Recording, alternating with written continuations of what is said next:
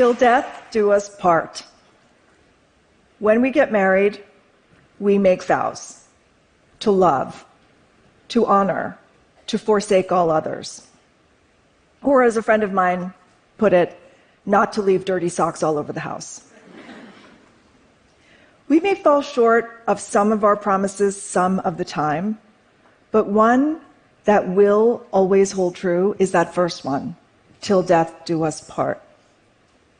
Because spouses are bound together by their decisions in marriage and in divorce.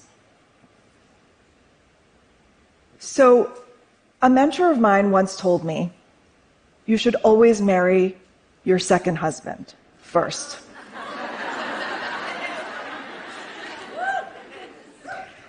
What did that mean? It didn't mean that Mr. Right is somehow waiting behind door number 2. It meant that if you want to understand what makes a marriage work, you should think about how a marriage ends. Divorce makes extremely explicit what the tacit rules of marriage are. And everyone should understand those rules, because doing so can help us build better marriages from the beginning. I know it doesn't sound very romantic, but sometimes the things we do out of love can be the very things that make it hard for that love to last. I am a family law professor. I have taught students. I've been an attorney, I'm a mediator, and I've also been divorced. And I'm now happily married to my actual second husband. The reason that I think this is so important is that I think everyone should be having some of these very painful conversations that divorced people experience. These are painful conversations about what we contributed, what we owe, what we are willing to give, and what we give up. And also what's important to us. Those conversations should be happening in a good marriage, not after it is broken. Because when you wait until it's broken, it's too late. But if you have them early on, they can actually help build a better marriage. 3 ideas that I want to put on the table for you to consider. 1, sacrifice should be thought of as a fair exchange. 2, there's no such thing as free childcare. And 3, what's yours probably becomes ours. So let me talk about each of these ideas. The first one, sacrifice should be a fair exchange. Take the example of Lisa and Andy. Lisa decides to go to medical school early in the marriage, and Andy works to support them. And Andy works night shifts in order to do that, and he also gives up a great job in another city. He does this out of love, but of course he also understands that Lisa's degree will benefit them both in the end. But after a few years, Andy becomes neglected and resentful, and he starts drinking heavily. And Lisa looks at her life, and she looks at Andy, and she thinks, this is not the bargain I wanted to make. A couple of years go by, she graduates from medical school, and she files for a divorce. So in my perfect world, some kind of marriage mediator would have been able to talk to them before Lisa went to medical school.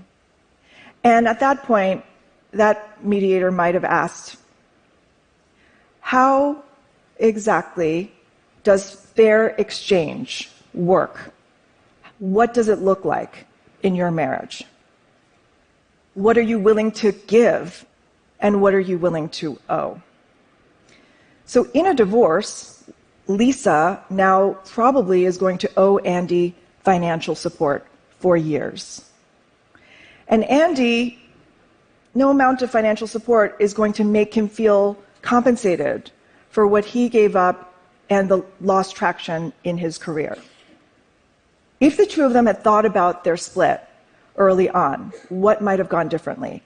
Well, it's possible that Lisa would have decided that she would take loans or work a part-time job in order to support her own tuition, so that Andy wouldn't have had to bear the entire burden for that. And Andy might have decided to take that job in that other city, and maybe the two of them would have commuted for a couple of years while Lisa finished her degree. So let's take another couple, Emily and Deb. They live in a big city. They have 2 children. They both work. Emily gets a job in a small town, and they decide to move there together. And Deb quits her job to look after the children full-time. Deb leaves behind an extended family, her friends, and a job that she really liked. And in that small town, Deb starts to feel isolated and lonely. And 10 years later, Deb has an affair, and things fall apart. Now, the marriage mediator who would have come in before they moved and before Deb quit her job might have asked them, what do your choices about childcare do to the obligations you have to each other? How do they affect your relationship? Because you have to remember that there is no such thing as free childcare. If the two of them had thought about their split beforehand, what would have gone differently?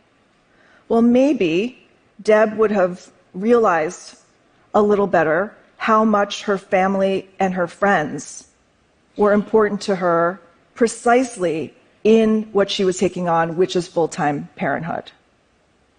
Perhaps Emily, in weighing the excitement of the new job offer, might have also thought about what that would mean for the cost to Deb and what would be owed to Deb as a result of her taking on full-time parenthood.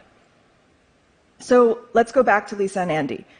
Lisa had an inheritance from her grandmother before the marriage. And when they got married, they bought a home, and Lisa put that inheritance toward a down payment on that home. And then Andy, of course, worked to make the mortgage payments. And all of their premarital and marital property became joined. That inheritance is now marital property. So in a split, what's going to happen? They're going to have to sell the house and split the proceeds, or one of them can buy the other out.